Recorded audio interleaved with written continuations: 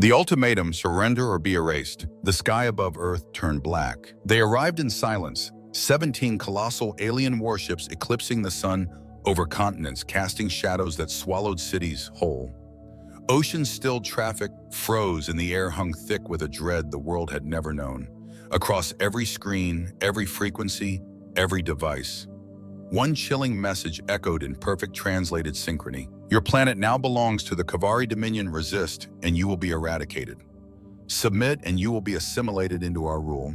You have 24 hours to comply. There was no declaration of war. No negotiations, only dominance, only fear. Panic swept the earth like wildfire. Nations scrambled. Presidents, prime ministers, generals, all locked in emergency sessions with voices trembling behind closed doors. The Cavari had burned their way across the stars for centuries, toppling empires with impossible speed and overwhelming firepower. Their ships shimmered with alien alloys armed with weapons capable of turning continents to ash. They were conquerors, and they didn't lose. And yet in a cold bunker beneath Washington, D.C., one man didn't flinch. General Alan Mercer stood still in the dim war room, watching the alien ultimatum loop again and again on the overhead display. His face was a map of scars etched from old wars. No one remembered anymore. Battles fought on foreign soils, uprisings, crushed evacuations made under fire. But none of it compared to this. Still, his voice was calm, steady, absolute. Get me a line, he growled to every leader on this planet right now. Around him, his team snapped into motion. Within hours, Earth's greatest minds were assembled. Not just soldiers and politicians, but physicists, hackers, engineers, and historians. Enemies shook hands. Borders were forgotten. The unthinkable had happened. Humanity had finally united. Because extinction was now a ticking clock. The Cavari believed Earth would crumble like so many others. They saw our infighting, our fractured governments, our obsolete weapons. They didn't see what made us dangerous, what made us human. Mercer stepped into the live broadcast chamber, staring down the cold lens of every camera on Earth. Then he stared into the eyes of the invaders. This is General Alan Mercer of Earth, he began, voice rough like gravel, dragged across steel. You came here thinking we would kneel, that we would beg, that we would break. He leaned closer, eyes like cold fire. But you don't understand what it means to be human. We are not the strongest, we are not the most advanced, but we are the most dangerous because we do not give up. We do not kneel, we adapt, we resist. His tone dropped, every word laced with iron. You want this planet? Then come down and try, but understand humanity doesn't fight fair. We will steal your tech, use your weapons, set your skies on fire. We will make you bleed, and if you force this war, a pause, a breath. We'll make sure the stars remember what happens to those who threaten our home. The signal cut. The message was sent. The world held its breath, and for the first time in their long history of conquest, the Cavari hesitated. The answer from Earth, we do not kneel. The silence in orbit was deafening. The Cavari fleet, vast and glimmering with predatory grace, hung motionless above the blue marble of Earth. From the command throne of the Cavari flagship, Orzahal, Supreme Warlord Board, Vishal watched the human transmission on an endless loop. His four eyes blinked in measured sequence, reptilian and calculating. The human, this General Mercer, spoke with defiance. No fear, no desperation, only cold-burning resolve. It was unexpected. This species is not like the others, Vishal muttered. His advisors, encircling him like wolves ready to pounce, bristled at the suggestion. One, a gaunt advisor with pale scales and a voice like crushed bone, hissed, "They are primitives. Nothing more. We destroy them now before their insolence spreads." But Vishal wasn't convinced. He had raised 100 worlds, watched empires crumble in days. And yet, something about that message, that tone, that challenge. So he made his decision. Deploy a test squad, he said. A single Cavari assault team, elite warriors clad in obsidian armor, was dispatched to the surface. Their dropship cut through the atmosphere like a dagger, its engines shrieking as it tore across the clouds. Its destination, London. The world watched. On every screen, from dim basements to war bunkers and classroom halls turned command centers, humanity held its breath. The ship descended over the city, its silhouette casting a long, ominous shadow across the skyline. Then it landed. The hatch hissed open. Out stepped 7-foot monsters, Cavari warriors bred for domination. Their bodies shimmered with bioreactive plating, and their weapons pulsed with a sickly green light. The leader stepped forward, his translator crackling with perfect English. "You were warned. Now you will understand why the Dominion reigns supreme." He raised his arm and fired. A beam of seething plasma arced across the street, leveling an entire block. In a flash, glass shattered. Sirens wailed. Fire erupted into the evening sky. A warning shot, but Earth was not unprepared. Before the dust had settled, a single shot rang out. Then another from a collapsed skyscraper across the square. Snipers hidden beneath rubble took their first kills. Cavari armor breached by bullets laced with reverse-engineered alien metal. The leader stumbled. Purple blood spilled from his shoulder, and then all hell broke loose. From underground tunnels, teams of human special forces emerged. Their weapons were cobbled together from every bit of alien tech humanity had recovered over the past decades. Rail rifles, plasma knives, energy grenades. Drones soared in from rooftops, small, agile, and loaded with nanite explosives. Civilians joined the fray, engineers with homemade EMPs, students hurling Molotovs, former electricians using hacked control panels to fry Cavari systems. The aliens expected battle. They got a massacre. Guerrilla warfare erupted like wildfire. Chaos in the alleys, traps in the sewers, fire from every rooftop. The Cavari were trained for domination, not desperation. They weren't fighting an army. They were fighting a planet that had turned survival into an art form. 6 minutes and a half, the alien squad was dead. 9 minutes in, the rest tried to retreat to their ship. They didn't make it. One final explosion engulfed the dropship as the last Cavari screamed into ash. Around the globe, the footage went live. 7 alien corpses broken and burning on Earth's soil. And in that moment, something shifted. Fear turned to fury. Panic turned to pride. In bunkers, in bases, in classrooms, in cafes, a single truth ignited in every heart. We can fight back. We already are. High above Earth, aboard the Flagship Warlord, VIII stared at the smoldering battlefield in disbelief. His second-in-command growled, "They fight like beasts. No honor, no form. Just chaos and shadows." VIII didn't respond. His claws gripped the armrests of his throne. He knew what this was now. This wasn't resistance. This was war. The first battle. London fights back. The fires in London hadn't yet died when General Mercer arrived at the subterranean war room beneath the city's ruins. Dust still clung to his coat. The air reeked of scorched concrete and ozone. Screens flickered with live feeds. Cavari bodies being hauled away. Tech teams swarming the wreckage of the alien dropship, and civilians helping soldiers clear debris. Humanity's first real victory against an alien army had been hard-won and far from the last. Mercer didn't smile. He didn't cheer. This wasn't their invasion, he said grimly to his advisors. It was a scouting probe. A test. Across the room, Dr. Evelyn Park, Earth's foremost xenotech engineer, nodded as she studied alien weapon fragments. They wanted to see if we'd fold, if we'd panic. Her fingers danced across a console. We didn't. Which means Major Leon Ortiz added, "They're coming for real next time." Mercer's eyes scanned the orbital data. The Cavari fleet still loomed above Earth like the edge of a blade. Dozens of warships, planet busters, carrier hives, enough firepower to wipe Earth clean. "We don't wait," Mercer said. "We hit them first." Silence. Even the hum of servers seemed to pause. Ortiz blinked. "Sir, are you suggesting an assault on their fleet?" Mercer nodded. "They're expecting a delay.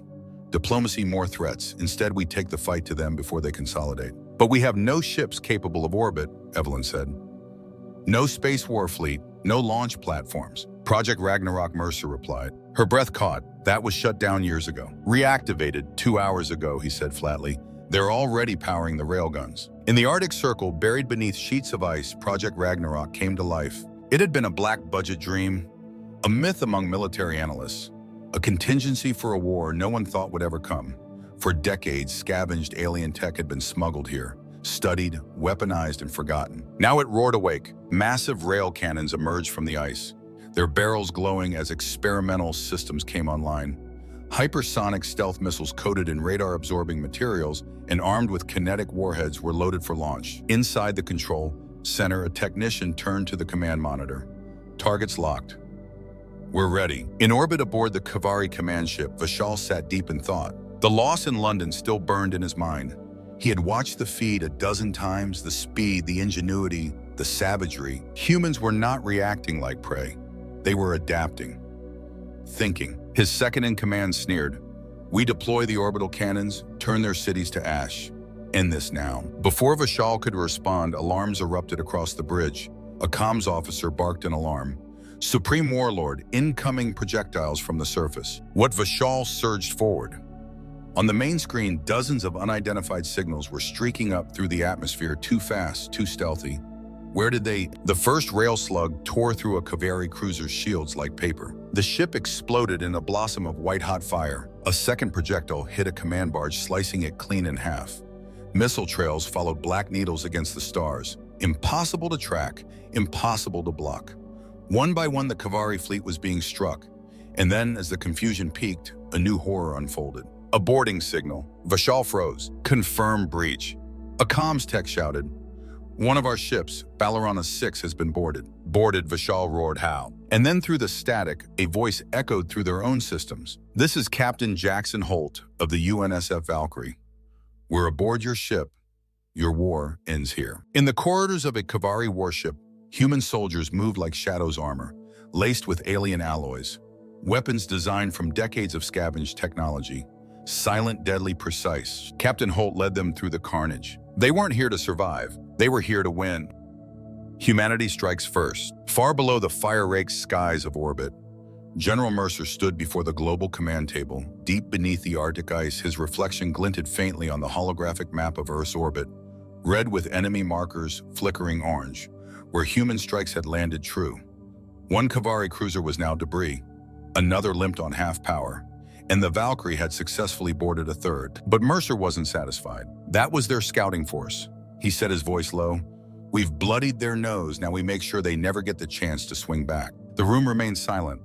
No applause, no cheering, only tension, thick as armor plating. Dr. Evelyn Park broke the silence. "We've bought time, but not much.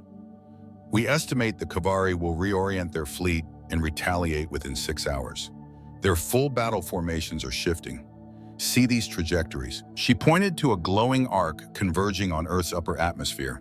"They're coming in force." Mercer didn't blink, "Then we hit harder now." Major Ortiz raised an eyebrow.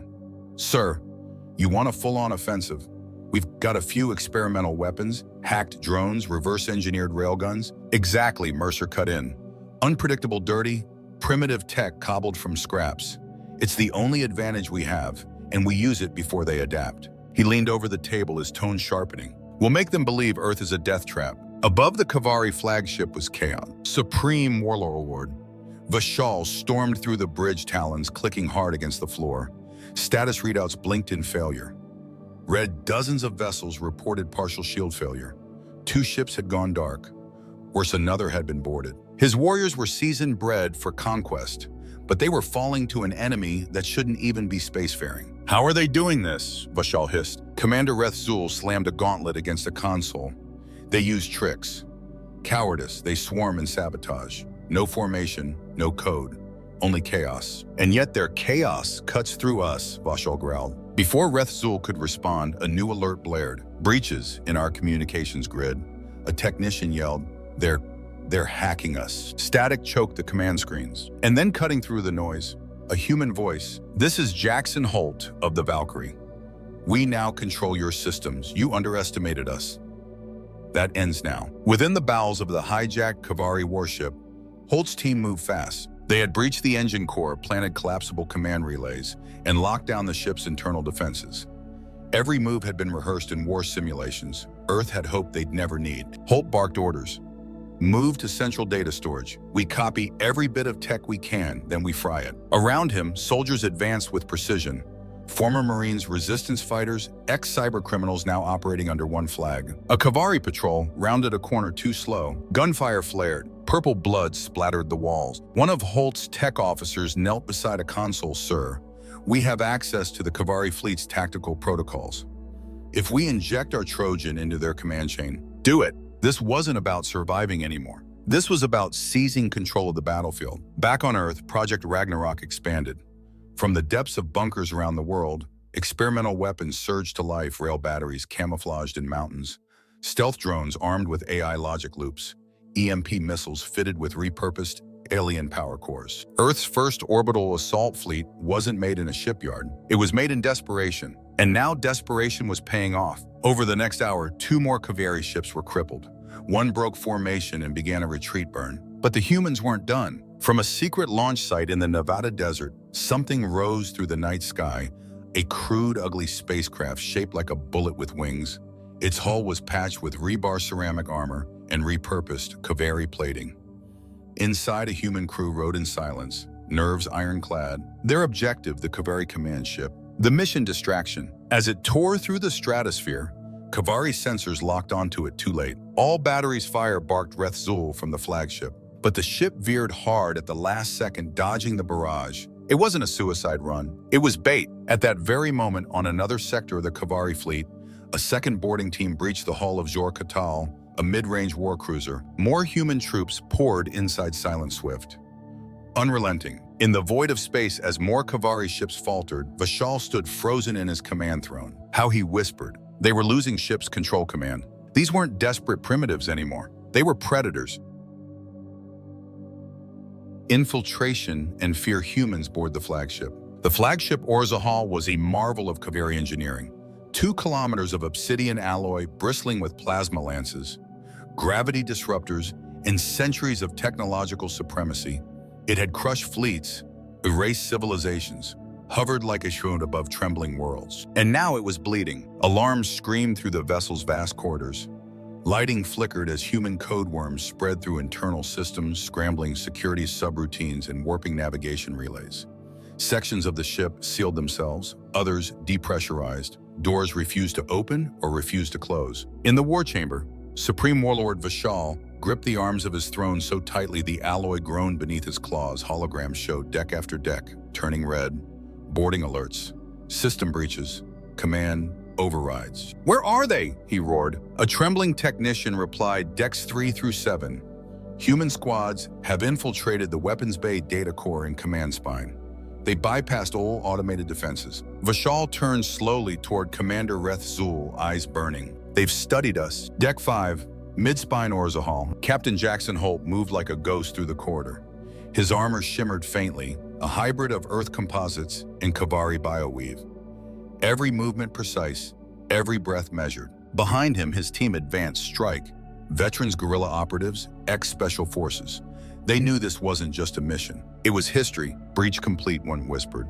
"We're in the core cluster." Holt nodded and activated his comm. "This is Valkyrie actual flagship infiltration, successful, proceeding to command, Nexus." His voice echoed through multiple human channels. All across orbit, Earth's resistance surged. Meanwhile, in Orzahal's command chamber, the tension thickened like plasma fog. "They fight like nightmares," VIII growled. "No rhythm, no formation. Every step an ambush, every silence a trap." Another officer snapped. "They use stealth shuttles, slipped through our outer perimeter undetected." VIII's jaw clenched. "You speak of ghosts." "No, Warlord," came a voice from the rear. A younger officer, wounded, half-burned. "They are not ghosts, they are death-wearing human skin." Deck 2, Control Nexus. Holt's team burst into the Cavari data vault. Arcane alien conduits pulsed along the walls. In the center, a living core, a semi-sentient crystal construct, glowed with shifting colors. The nervous system of the flagship. Holt motioned forward. His tech specialist approached, carrying a fusion drill and a data spike fitted with human AI co-scripts. "How long?" Holt asked. 4 minutes, maybe 5, if the system resists." "It will." Then the shooting began. Cavari warriors stormed the corridor, tall, snarling eyes alight with hatred. Plasma rifles roared. Energy blades hummed. Holt turned with calm precision, raised his rifle and fired. The first alien's head snapped back in a bloom of violet gore. No hesitation, no retreat. Holt stepped forward into the hail of fire, his team flanking him. This wasn't just sabotage. It was a message. "Command bridge, Orzahal." VIII slammed his fist onto the command pedestal. "We must purge the decks. Release nerve gas, decompress the corridors." "No," VIII snapped. "They came here prepared. They'll have countermeasures. They want us panicked." He stepped forward toward the main view. And then a transmission came through, unfiltered, unrequested, undeniable. The face of Jackson Holt appeared on the bridge's central display. Blood streaked across his cheek, eyes blazing with defiance. "This is Captain Holt. You thought you were the hunters. You were wrong." Behind him, Cavari crew lay scattered weapons, seized flames flickering in the background. "This ship is ours now." The screen went black. For a moment, no one in the bridge spoke. Then VIII did something no one expected. He hesitated. But far below Earth's orbit, General Mercer was already moving. "Begin Phase 2, he ordered. "While they're tied up, we strike their secondary fleet." Dr. Evelyn Park's eyes lit up. We can launch the magnetic torpedoes from Site Echo. Ortiz leaned in. You want to take out their support cruisers while their command structures paralyze. Mercer's voice was cold steel. I want them to realize they're not in control anymore. As human strike teams planted charges deep inside Orzahal's data spine, and Earth's railguns aligned for a second volley of orbital destruction, one truth began to crystallize in every corner of the galaxy. Humanity wasn't just resisting, they were taking over. Earth's counteroffensive from survival to supremacy. The stars no longer looked the same. From observation stations scattered across the solar system, some hastily converted from obsolete satellites, others forged in secret bunkers buried under continents.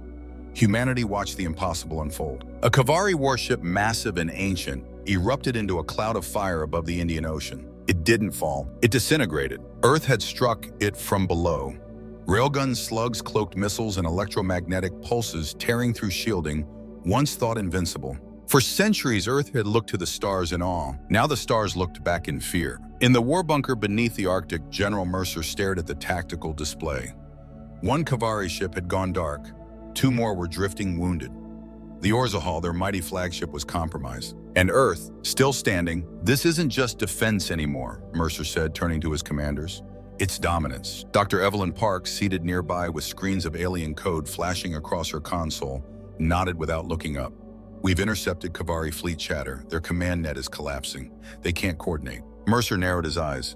Which means we strike now while they're blind and bleeding. He pointed to the orbital map, zooming in on the Cavari fleet's outer perimeter. These support cruisers destroy them.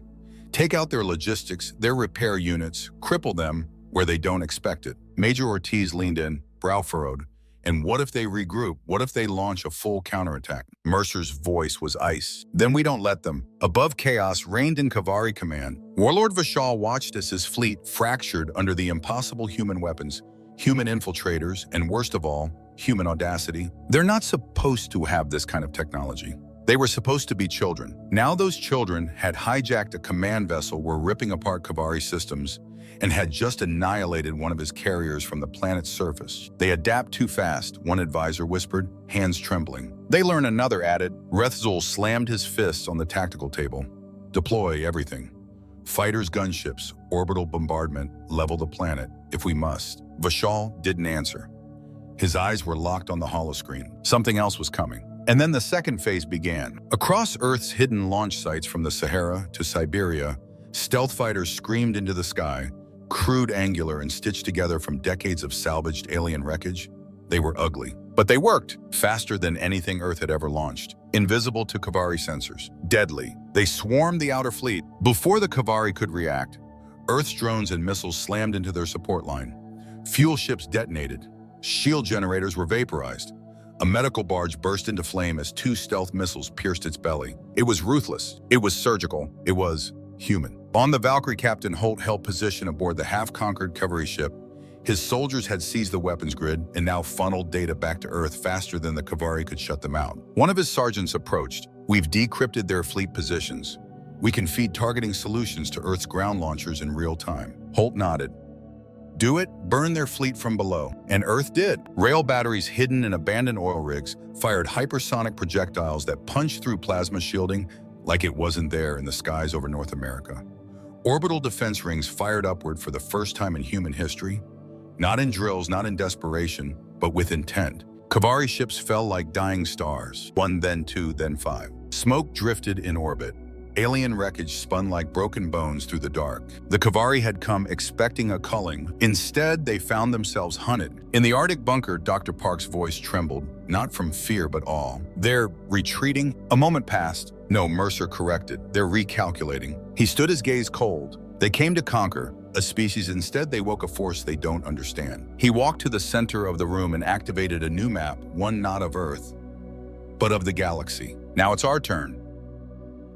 The rise of the Terran Dominion. The war was not over, but Earth had done the impossible. For the first time in recorded galactic history, the Cavari Dominion, the undefeated, the relentless, had been forced to retreat.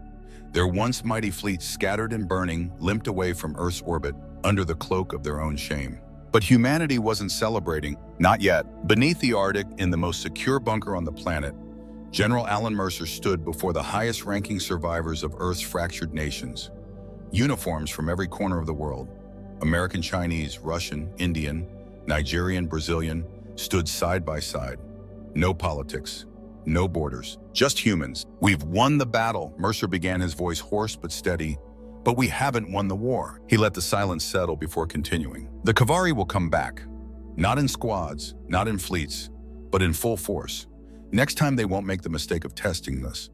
Next time, they'll come to finish the job. His eyes swept the room, which is why we can't wait. Dr. Evelyn Park stepped forward, holding a holographic tablet filled with decoded alien tech data.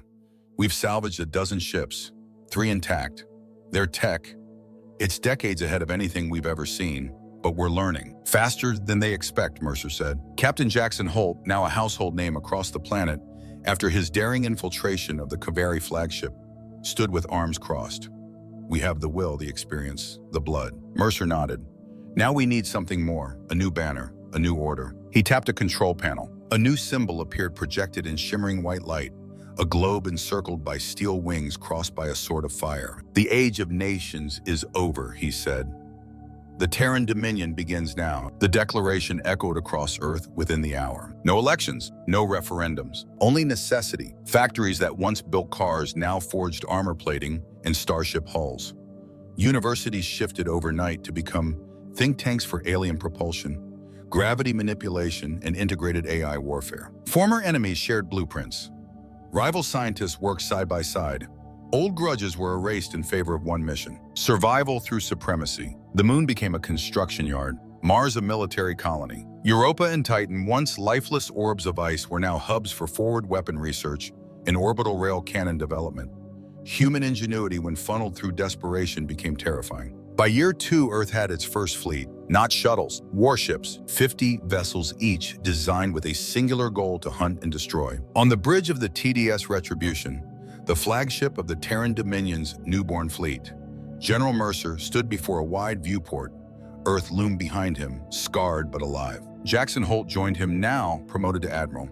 His uniform was black with a silver insignia of Earth's new order, a burning sword through a shattered alien skull. "We're ready," Holt said simply. Mercer didn't smile. He didn't need to. "Then let's remind them," he replied, "why they should have wiped us out when they had the chance." With a word, the fleet's engines ignited. Gravity drives roared. The Terran Dominion left Earth behind and entered the stars as a sovereign force. The Cavari didn't see it coming. They believed Earth would take centuries to recover. It took 3 years. The first target was a Cavari outpost Jelvar station orbiting a dead moon at the edge of Dominion space.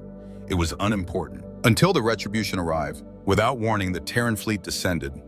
Slugs the size of cars tore through orbital defenses. Plasma lances vaporized patrol ships. Shock troopers in exosuits landed on the surface like avenging gods. They didn't negotiate. They didn't hesitate. They left nothing but ashes. 2 days later, every Cavari world received the transmission. On screen stood General Mercer. Behind him bound Cavari soldiers, officers, even civilians. "This is what happens when you try to break humanity," Mercer said, voice like thunder. "For every city you burned, we'll erase 10 of yours. For every life you took, we'll take vengeance tenfold." He stepped forward, the camera zooming in on a captured Cavari commander. "You called us prey," he whispered. "Now you're the hunted." Scorched sky, the final war against Cavari. The galaxy burned. From the edge of Cavari-controlled space to the very doorstep of their core worlds, the Terran Dominion moved like a storm. Not with mercy, not with hesitation. With purpose. Humanity had become what it once feared: relentless, coordinated, and utterly uncompromising. At Dominion High Command aboard the Retribution, General Mercer stood over a star map riddled with red. Each red mark, a conquered Cavari outpost. Each week, another world taken. Major operations had begun under a single doctrine: Scorched scalp. No quarter, no negotiations, no survivors. Admiral Holt stepped forward, jaw set like iron. The outer ring is falling faster than projected. Cavari fleets are pulling back from at least 5 sectors. They're folding in on themselves, Mercer said, like a dying beast trying to protect its heart. That heart being Cavaro Prime. The capital, the center of the Dominion. The unchallenged symbol of Cavari supremacy for 1,000 years. And now humanity was coming for it. The assault began at Jorak Prime, the industrial heart of the Cavari war machine. It wasn't a military world. It was where ships were built, weapons forged, fuel refined. Earth didn't want to conquer it. It wanted to erase it. The Terran fleet descended from warp like divine retribution. The skies over Jorak cracked open, as railgun slugs the size of buildings rained from above. Defense satellites exploded. Shipyards were torn apart by kinetic strikes. Then came the drop. Terran shock troopers in exosuits landed in waves, their boots slamming into burning ferrocrete. Plasma repeaters screamed, arc rifles pulsed. The Cavari defenders fought back, but they were outgunned, outmaneuvered, and overwhelmed by sheer human rage. They expected soldiers. They got vengeance. Entire production lines were flooded with flame. Foundries collapsed. Civilian administrators, once untouched, in war, fled screaming from the fire. A final transmission burst out from Jorok's command tower. "This is Commander Vectail. The humans. They don't fight to win. They fight to destroy." Then silence. Jorok Prime was gone. Panic gripped the Cavari Dominion. Their council, once proud, once above fear, now met in emergency chambers beneath the crust of Cavaro Prime. Every report was worse than the last. Lost sectors, mutinous officers, civilian uprisings. And always the Terran Dominion moving closer. They had evolved beyond resistance. They had become the apex threat of the galaxy. Supreme Warlord VIII stood alone in his command chamber, claws drumming the edge of his throne. The stars he once ruled now betrayed him. No one had ever reached Cavaro Prime. No species had ever dared. But humanity didn't ask permission. They simply came. The first wave of Terran warships broke through at dawn. Cavaro Prime's twin suns glinted off their hulls. Black steel sharp angles covered in battle scars and ash. Behind them followed dreadnoughts, monsters in the void, each bristling with weapons engineered for one purpose: annihilation. At their head, retribution. On the bridge, Mercer's voice rang out across every channel. They thought Earth would kneel. They thought we would beg. They were wrong. Today we burned down their throne.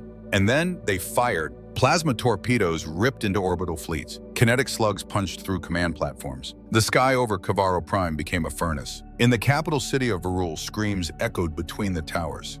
Civilians fled as Terran dropships roared through the atmosphere. No escape, no mercy. The Dominion had come to Earth expecting obedience. Now they received extinction. Inside his throne room, Warlord VIII stood one last time alone among ruins. The stained glass windows shattered. Flames reached toward the heavens. The doors burst open. Mercer entered his exosuit covered in ash and blood. VIII hissed, "You are nothing but animals." Mercer raised his weapon.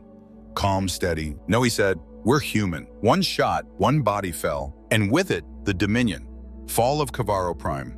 The end of a Dominion. Word spread like wildfire through the stars. The Dominion was dead. Warlord VIII slain. Cavaro Prime burning. The homeworld of the Cavari, once the pulsing heart of galactic conquest, now smoldered beneath twin suns. Its surface, once radiant with the glow of its golden spires and crystal palaces, was blanketed in fire and ash. The skies, which had once teemed with their proud warships, now held only drifting wreckage. There was no resistance left, only ruin. From the bridge of the retribution, General Mercer stood in silence, overlooking what remained. Below, Cavari survivors crawled through collapsed towers, smoke twisted in slow spirals. Once mighty cities were now graveyards of glass and flame. Admiral Holt stepped beside him, visor raised. "It's done." Mercer didn't answer right away. His eyes traced the horizon where Terran banners fluttered over scorched stone. "This isn't just victory," he said finally. "It's a reckoning." Across Cavari space, panic surged like a virus. The Dominion had never prepared for this. They had no protocol for total collapse. Entire fleets abandoned their posts. Colonies sent pleas for mercy. Refugees fled into deep space, chased by the ghosts of what they had once done to others. But the Terran Dominion didn't come with forgiveness, only judgment. Mercer's message was transmitted galaxy-wide. His face filled every Cavari screen. "You came to our world with fire and arrogance. You offered no surrender, no diplomacy, only death. Now we return the favor." Behind him stood lines of bound Cavari prisoners, commanders, scientists, advisors. "You wanted war. You wanted extinction. And now your kind will cease to exist." The feed cut. No further warning. No negotiations. Just silence. The kind that comes before the final thunder. Those Cavari who survived the bombardment of Cavaro Prime were not given choices. No prison. No trials. Only one sentence: exile. Their coordinates were scrambled. Their ships stripped of weapons. They were launched into the void, never to return. And no other species came to their defense. The galaxy watched what humanity had become and chose fear over sympathy. In the days that followed, Earth celebrated, not with wild parades or fireworks, but with unity, with rebuilding, with silence. For all they had won, they had paid a price. Cities still smoldered. Millions were dead. Families torn apart. Yet in that quiet, a new identity took root. Not of nations, not of borders, but of one species, Terran. Humanity had gone to the stars not in search of peace, but because war had found them first, and they had answered. Now no one would ever forget that answer. In the remains of the Cavari throne room, where golden pillars lay cracked and melted, Mercer stood alone for a moment. He placed a small object on the broken floor, a shard of glass salvaged from Earth's first orbital defense center, destroyed in the initial Cavari assault. He set it down as a marker, not of vengeance, but of beginning, because this was not the end. Not for humanity, not anymore. Humanity ascends the new galactic order. 3 years after the fall of Cavaro Prime, the galaxy had changed. There were no more Cavari patrols in the outer systems, no more tribute fleets, no more declarations of dominance broadcast on every open frequency. What remained instead was silence, the kind of silence that follows after a predator has been slain. And in that void, something new emerged. The Terran Dominion. What had begun as a last gasp for survival had become the most feared power in known space. From the scorched ruins of Earth's first battles, humanity had risen not as defenders, but as architects of a new order. The old galactic map had been redrawn, not by treaties, but by fire. From the moons of Saturn to the shattered rings of Cavari colonies, the Dominion flag flew. A black field, a burning sword, a fractured alien crown beneath its edge. It was not a symbol of peace, it was a reminder. At the heart of this new order stood General Alan Mercer, no longer simply a soldier, now Supreme Commander of the Terran Dominion. He addressed the galaxy from the command deck of the Retribution, the very same ship that had led Earth's counterattack. The broadcast was brief, clear, unmistakable. We did not start this war, but we ended it. Let this be known. Earth is no longer prey. We are the reckoning. He didn't threaten. He didn't boast. He simply told the truth, and the galaxy listened. In the decades that followed, Terran influence expanded. Faster than light relays linked Earth to its colonies. Terraforming transformed dead moons into green havens. Shipyards around Mars grew so vast they could be seen from orbit with the naked eye. Human war academies opened not just on Earth, but across the former Cavari worlds, where the next generation of soldiers, tacticians, and starship commanders were trained. No species dared challenge them, not because humanity was the strongest, but because humanity was the most determined, the most unforgiving, the most relentless when pushed too far. Admiral Jackson Holt, once a captain fighting in the ruins of London, now led an expeditionary fleet beyond the edges of known space. When asked by a young cadet why they continued to expand even after their enemies were gone, he replied, "Because the stars watched what was done to us. And somewhere out there, something else is watching. If they ever come, I want them to see what happened to the last ones who tried." And yet, for all the ships and steel and scorched skies, the greatest change was within. Humanity had shed its divisions, its flags, its old grudges. It had learned the cost of separation. And in the face of extinction, it had found something greater than survival: purpose. In a quiet chamber deep within Dominion High Command, Dr. Evelyn Park walked the halls of the new Strategic Research Institute. Around her, team studied Cavari relics, ancient star charts, wormhole anomalies, looking not just to prevent war, but to understand the galaxy before it brought war again. She paused at a window watching a fleet launch from the orbital ring above Earth. Once that sight would have terrified her. Now it gave her peace. "We were never meant to rule the stars," she whispered. "But when someone else tried to rule us, we adapted." In the final entry of the War Archive, a single sentence was engraved above the vault door, etched in steel from the wreckage of the Orzahal. "Here lies the old order, buried beneath the will of a species that refused to die. Earth had burned. Then it had risen, not as a victim, not even as a victor, but as a force, a warning, a legend." And in the far reaches of space, where whispers still traveled faster than light, there was one phrase that echoed from one species to the next, spoken not in fear, but in reverence: "Do not provoke the humans."